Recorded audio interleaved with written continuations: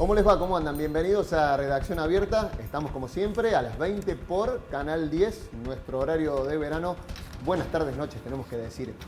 Y justamente el programa de hoy lo vamos a dedicar exclusivamente a hablar del bullying o el acoso escolar. Hace poquito nada más, hace algunos días, se reactualizó el tema con un niño de Estados Unidos que se quitó la vida aparentemente motivado por el bullying que sufría en el ámbito escolar. Y eso disparó nuevamente muchas preguntas sobre el tema. Cuando la escuela, ¿qué hacer? Cuando la escuela no se torna un ambiente sano, cuando un niño, un adolescente, una niña, un adolescente tiene miedo o no quiere ir al colegio por estas causas. Estamos ante el inicio de un ciclo lectivo con presencialidad plena. Ya hay algunas provincias que han iniciado su ciclo lectivo, hay otras que van en camino de ello. Nosotros acá en la provincia también nos acercamos ya al inicio del ciclo lectivo y justamente vuelven las preguntas sobre este tema, porque estas situaciones se van a volver a dar en el ámbito escolar. El hostigamiento reiterado, no solamente presencialmente, sino también el que sucede por redes sociales. Bueno, de eso hablamos hoy en Redacción Abierta y comenzamos de esta manera. En fotografías, Drake Hartman siempre sonreía. Le gustaba pasar el tiempo con su perro o jugando al básquetbol, pero por sobre todo disfrutar de la compañía de sus hermanas y madre. Una vida más que fue arrebatada por el bullying. Como un niño de 12 años que fue amado ferozmente por todos, piensa que la vida es tan difícil que necesita salir de ella. Este chico conoció el amor todos los días de su vida. Él era nuestro mundo, mi mundo. Es la desgarradora carta que la madre de Drake compartió con todo el planeta. Su hijo de 12 años terminó con su vida porque no pudo más con el acoso al que lo sometía un compañero de escuela, y ella quiso transformar su dolor en un grito de alerta. Angry and I'm hurt and I'm broken. Drake had a bully. Just one. Drake always tried to find a way around it to make this kid want to be his friend. Los padres de Drake saben que su hijo no es la primera víctima, pero sí esperan que sea la última.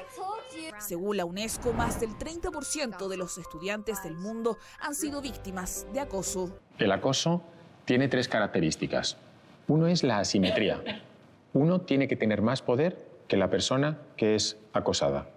Por eso queremos que os fijéis ya de entrada no solo en estos indicadores, sino quiénes son la gente de vuestras clases que es más vulnerable.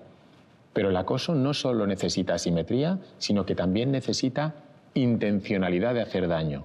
Yo voy a hacer esto, voy a mandar esas fotos para que los demás se rían de ti. Voy a contar intimidades para hacerte daño, para difamarte.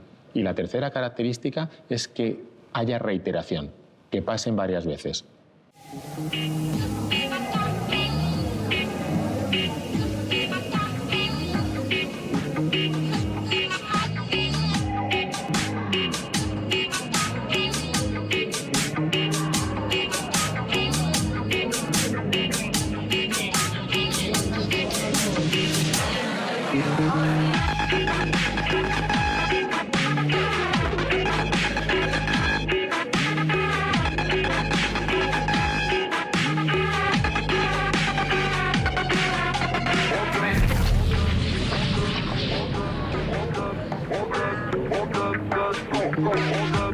No.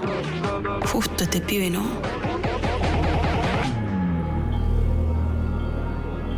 Listo.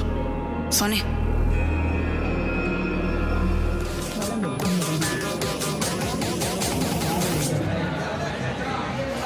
¿No te das cuenta que venía caminando? ¿Sos estúpida vos? ¿Qué pasa? ¿Que no hablas español? Está retrevido este pibe. ¿Qué me viene a bardear así? ¿Qué viniste a hacer acá? ¿Repetiste de la escuela de Mucamas? ¿Eso es lo que vas a hacer? ¿Vas a traer mi buzo? ¿Por qué me tengo que bancar esto? Epa, che, ¿qué te pasa? Lo vas a limpiar y lo vas a lavar, ¿sabes? Que seguramente sabes cómo hacerlo. ¿Ah? ¡Juntalo! ¡Agárralo!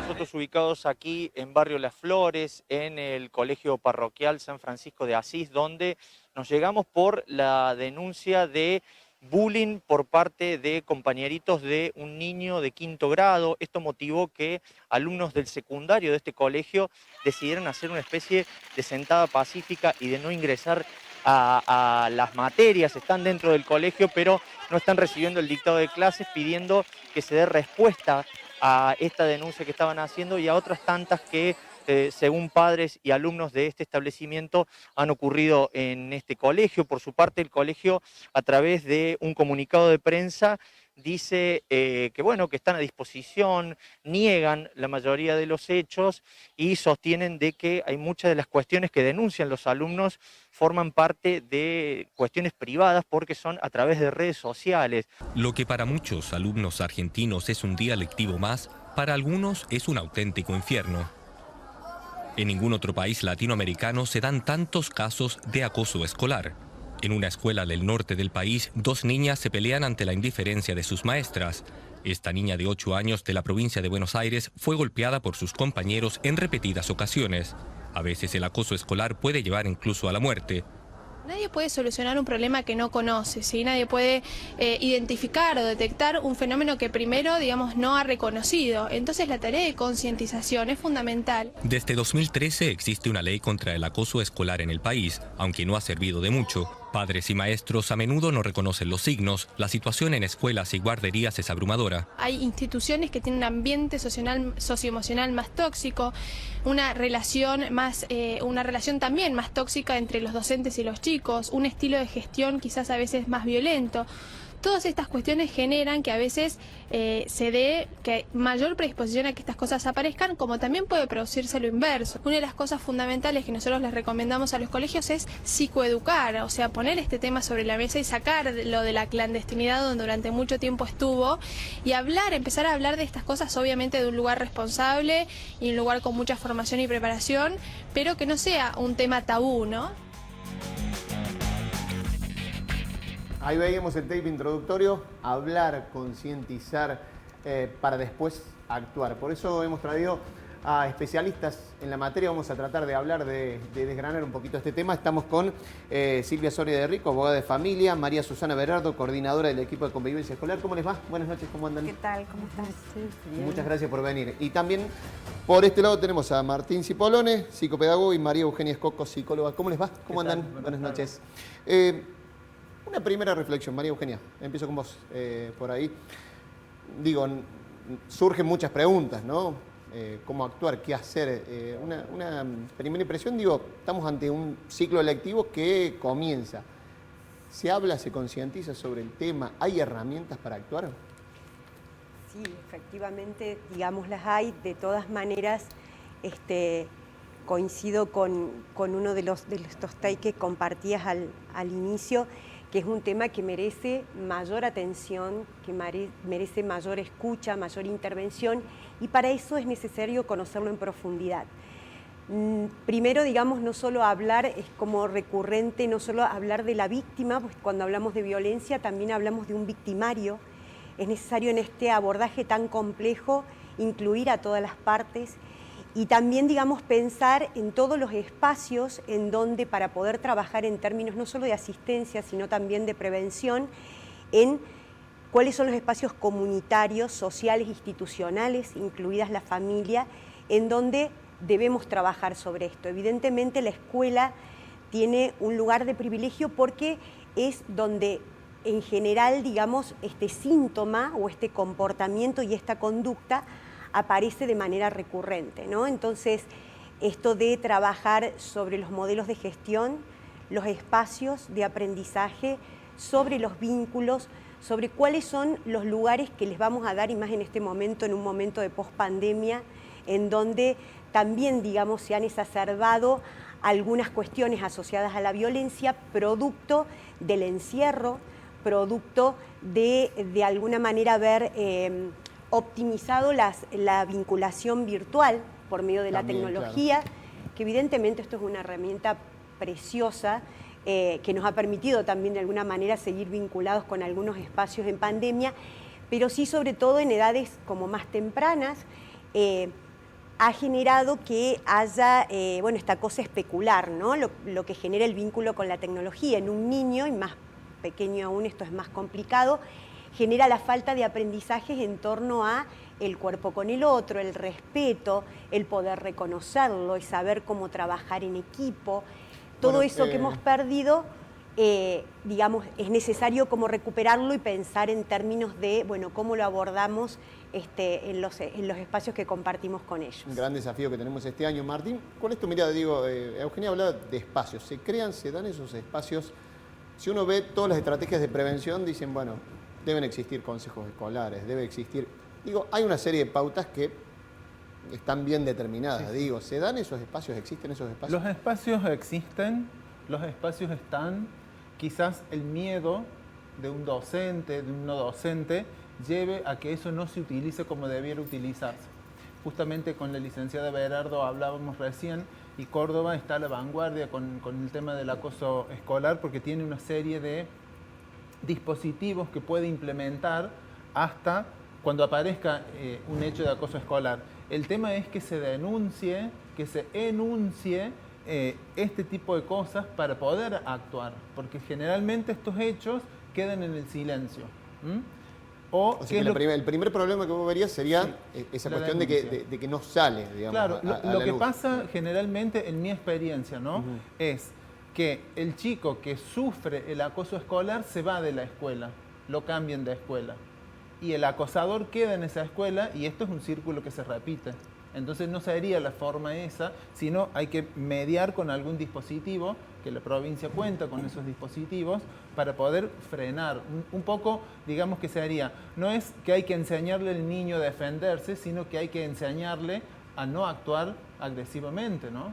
Y también a los otros niños a tratar de comunicarlo de alguna manera, ¿no? Sí, por supuesto. El tema de la comunicación es fundamental. La comunicación del niño con sus padres, del niño con la familia, de los padres, de la mamá y del papá con el niño, de preguntarle qué hizo en la escuela, cómo le fue. Estos niños que sufren el acoso generalmente tienden a silenciarse. Si nosotros pensamos en las imágenes que se ven, son todas imágenes donde la boca sale cerrada. El tema del cuerpo que decía ella, son niños que se muestran frágiles, disminuidos, porque obviamente tienen miedo. Entonces, trabajar el tema de la comunicación en la familia y con los compañeros, con la docente, es fundamental. Bueno, justamente, la nombrabas a María Susana Berardo, con la cuestión, digamos, de lo que tiene que ver la aplicación concreta en las escuelas, ¿no? Y esa ley, que es, corregímela, 10.000... 151. Exactamente, gracias Martín. La 10.151, que digo, está en el papel, pero también está concretamente en las escuelas. ¿Hay dispositivos para esto? Sí, me gustaría hacer algunas aclaraciones antes, ¿no es cierto? Porque la forma de abordar, las estrategias de abordaje que vamos a tener van a ser en virtud de cómo entendamos y la mirada que tengamos sobre el problema.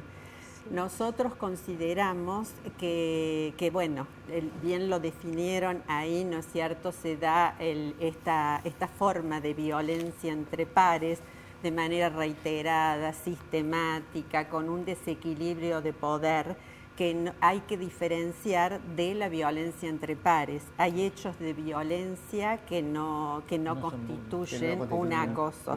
Claro, un acoso escolar, ¿no es cierto?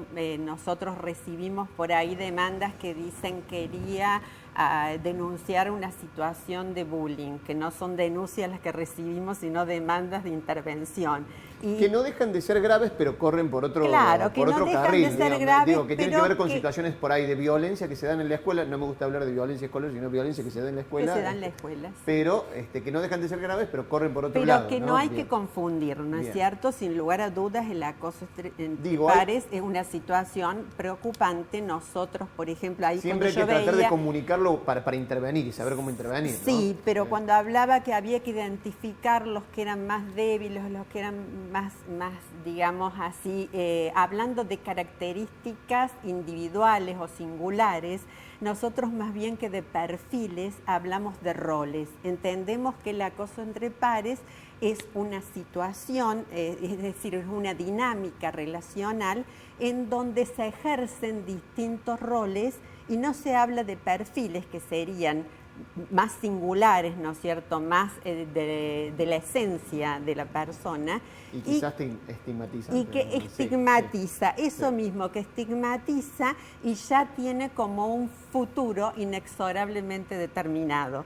Entonces hablamos de roles, de posiciones, el que acosa y el que es acosado, ¿no es cierto? No hablando del niño víctima ni victimario, que eso si bien está tomado del modelo de la victimología, ¿no es cierto? Entendemos que la educación es transformadora de subjetividades individuales y colectivas y no podemos estigmatizar ni patologizar a estas edades, ¿no es cierto? Donde tienen mucho que hacer la educación. Te freno ahí también porque tenemos la mirada legal de la doctora también. Yo los estoy escuchando. Claro, porque a mí me llega ya todo consumado, entonces como que... Y estás acostumbrado a trabajar con esos modelos. Digamos, exactamente. De víctima, victimario. El tema es que viene el hecho consumado y vemos que toda esta parte teórica, que es sumamente interesante, para leerla, para estudiarla, pero nosotros tenemos que verlo en el campo, qué es lo que sucede en el colegio y qué es lo que pasa y cuál es el grado de responsabilidad, porque nosotros cuando tomamos el caso de por bullying,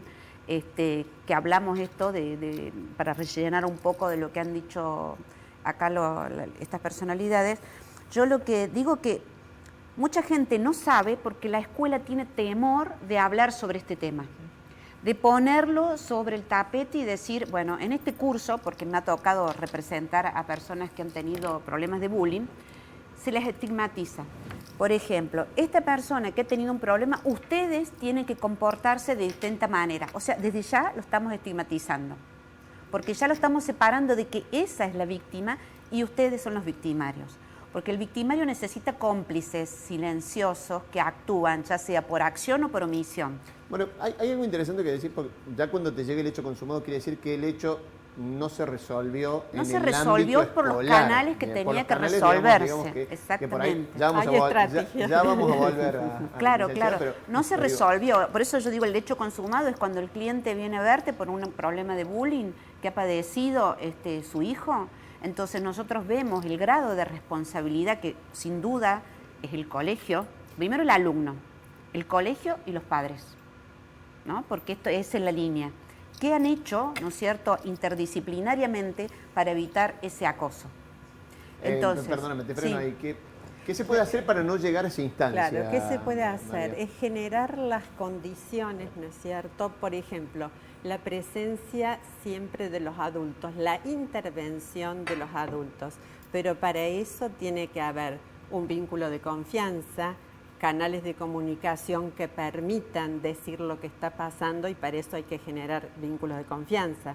Tiene que haber normas claras, que todos las conozcan, que establezcan los límites de lo que se puede y lo que no se puede, trabajar sobre los vínculos, promover vínculos basados en el respeto. Te pregunto, digamos, en base, no quiero por ahí entrar en una discusión de números, pero es interesante también saber si hay dispositivos, cada institución, cada colegio, sabemos, son muchísimos colegios a nivel provincial, cada institución es un mundo, digamos, y tiene sus particulares y se inserta en una comunidad diferente, pero ¿están garantizados esos canales, o por lo menos lo que establece la ley, que haya consejos escolares, que haya una vía, digamos, para seguir por lo menos adentro de la institución, en todas, en la mayoría, en cuántas?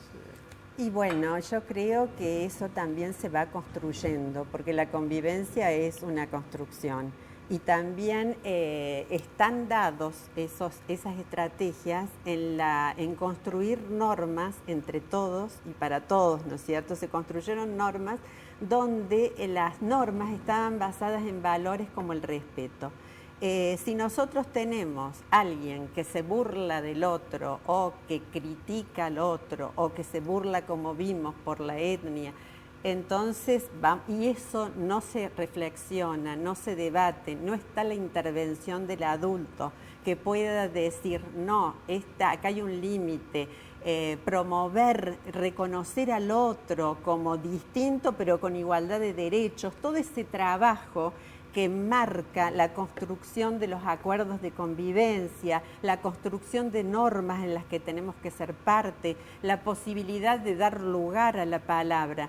Si un chico, un estudiante va y quiere hablar con alguien y dice, no, después, ahora estoy ocupada, obviamente no lo va a hablar, y hay muchos que si no se genera ese vínculo de confianza, se retraen, no dicen nada, tampoco lo dicen en la casa, o si lo comentan en la casa, el papá viene a hablar con la escuela y a lo mejor dicen, bueno, con una charla de bullying no se soluciona. Y no, hay que hacer un trabajo de un equipo docente que pueda trabajar individualmente con estos chicos, porque tanto el que acosa como el que es acosado están en problemas. Bueno, entonces, mira, justamente me dabas el pie para pedir uno de los tapes que tenemos preparados, que es un testimonio de España, pero habla, digamos, la periodista con alguien que se denomina ex-agresor, digamos, que hay una persona que accede a dar su testimonio que agredía a sus compañeros.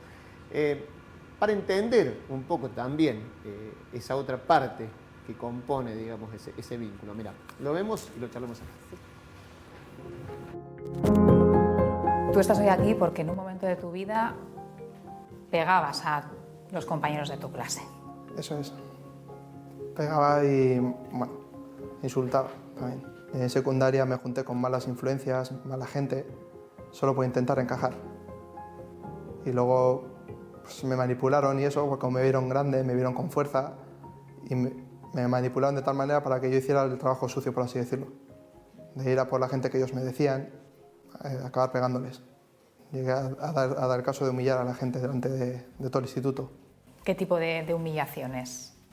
Pues a algunos les hacía que le pidiese perdón a mis propios compañeros, o sea, la misma pandilla, haciéndose ponerse delante de todo un corro que hacían en el colegio, de rodillas delante de ellos y pedirles perdón. También pegaba a la gente solo por estar estudiando en el patio. O sea, estaban con un libro, se cogía el libro, se los tiraba y les pegaba. Simplemente, pues, no sé, también eso también era por parte de influencia y también porque me empecé a acostumbrar al mundo de ellos. Digamos que te metes en un círculo vicioso del que tú no puedes salir. Y de lo que no me doy cuenta tampoco de lo que estoy haciendo. O sea, realmente no soy consciente de lo que estoy haciendo, simplemente lo que quiero es encajar. Bueno, me quedo con esas últimas palabras. No me doy cuenta y lo que quiero es encajar. Digo, también otro perfil interesante que es trabajar, digamos, con los agresores. Martín, ¿no? Sí. Justamente, a mí me han tocado en mi práctica pacientes que han sido los bulleados y otros que han sido los bulleadores, los que ejercen esta agresividad. Y voy a contar, obviamente, con lo más breve posible. Por ejemplo, era un niño que era gordito, era bastante gordo, entonces tenía que hacer dieta. Entonces sus padres le mandaban la comida, jamón y queso, ese tipo de comidas, y él ¿qué quería? Él quería comer los alfajores, los pebetes que comían los compañeros. Según él me cuenta, él empieza a golpear, se paraba en una escalera y no dejaba pasar a nadie hasta que no le dieran el sándwich, la coca. Entonces digo, la situación del acosado es mala, pero en este caso la posición sufriente de este niño también requiere de una atención. En mi caso, yo hice la derivación al área de psicología para que pueda trabajar la gestión de sus emociones, porque ese niño tiene que poder decirle a sus padres, a su nutricionista, lo que sea, quiero comer tal cosa. No puede ser que por querer comer algo golpee, llegó a empujar de una patada por la escalera a un compañero. Bueno. Entonces digo, las dos partes... Buen ejemplo que da, ¿no? Y el trabajo, digo, la pata de trabajar con la familia también, ¿no? Sí, es que esto es un rompecabezas, es la familia, es la escuela y es un equipo terapéutico. Puede ser el psicopedagogo, porque generalmente a nosotros nos llegan las primeras consultas, porque por ahí la gente dice, entre el psicólogo y el psicopedagogo es menos grave ir al psicopedagogo. Entonces, bueno, ahí uno tiene que ser consciente de lo que trabaja y, en el caso necesario, hacer una derivación al profesional que corresponda. Entonces, ahí viene el trabajo conjunto de psicología. Sí, que por eso es como decía al principio, ¿no? Que nos merece como adultos y como profesionales tanta atención y tanta preocupación y ocupación. el que recibe, digamos, la agresión como el que la genera, porque está demostrado, digamos, que alguien que genera de manera indiscriminada agresión y no media ningún tipo de reflexión o de vínculo positivo con otras personas es porque también en algún momento ha sido, digamos, objeto de otras violencias o de otras agresiones, ¿no?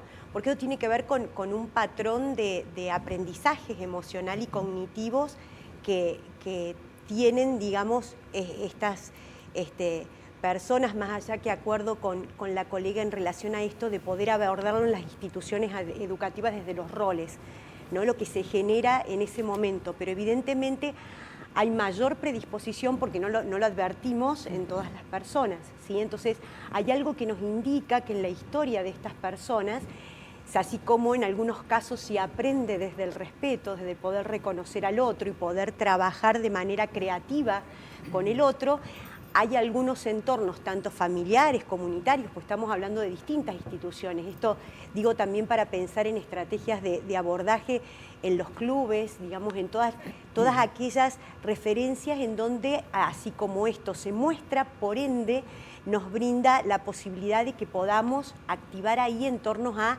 el aprendizaje de las emociones positivas, la cooperación, la empatía, digamos, salir de una psicología centrada en la patología para pensar, bueno, actualmente, digamos, por suerte tenemos la posibilidad de trabajar con otros paradigmas de psicología, de educación positiva, en donde no solo el aprendizaje de los conceptos y las competencias es importante, sino nodal en este momento poder trabajar en función de vivir en comunidad. Eso es lo que nos hace... ¿Y se está trabajando? A ver, si tuvieras que evaluar más, o sea, digamos, hay una funcionaria presente acá, digamos, que puede tener una mirada diferente de cualquiera de los que estamos acá, para eso estamos, para hablar, pero digo, para vos se trabaja bien, falta, estamos en camino, bien, mal. Digamos, como todo proyecto que consta de protocolos y demás y que tiene los consejos escolares, digamos, tienen como mucho tiempo y me consta en las instituciones, digamos, que esto funciona, pero está atravesado porque ¿quién lo lleva a cabo? Como todo proyecto, digamos, recursos, seres humanos que también tienen su perfil, que tienen una modalidad de gestión, una formación. Creo que en esto nosotros los profesionales y los docentes tenemos todavía, digamos, un área de oportunidad, mucho trabajo que realizar y mucho recorrido nosotros con respecto al aprendizaje y el trabajo propio que hacemos de nuestras emociones. Porque para poder manejarnos en esa simetría y en ese contexto de posibilitar a los niños, a nuestros adolescentes, a nuestros jóvenes, espacios creativos y saludables, nosotros tenemos que haberlos atravesado, ¿no? Entonces, ahí surgen las diferencias que podemos advertir en las distintas instituciones o organizaciones, en donde vemos que en algunos casos, digamos, estas instrumentaciones, estos protocolos funcionan y en la cultura de las organizaciones está como incorporado y evidentemente en otras es necesario hacer un soporte, un andamiaje profesional, un seguimiento. Reforzar, sí. Que es importante, digamos, y que es posible hacerlo. Soy una convencida, digamos, que estamos ante un área de oportunidad y evidentemente ahora, lamentablemente, en base a sucesos no tan positivos, que es cuando vuelve a resurgir, pero es un tema en agenda. Es un tema en agenda, es cierto. Vos tenés una mirada positiva, quizás... yo estaba revisando los números de un estudio que realizaron en la Facultad de Psicología que no me da muy buenas pautas, pero bueno, o sea, no me da muy buenas pautas. Digo, no es muy alentador. Ya lo vamos a revisar, nos vamos a ir a una pausa, dejo la incógnita tirada. En un ratito venimos y seguimos hablando de este tema, de acoso, de bullying escolar. Nos vamos a una pausa, la primera, en Redacción Abierta, y ya venimos.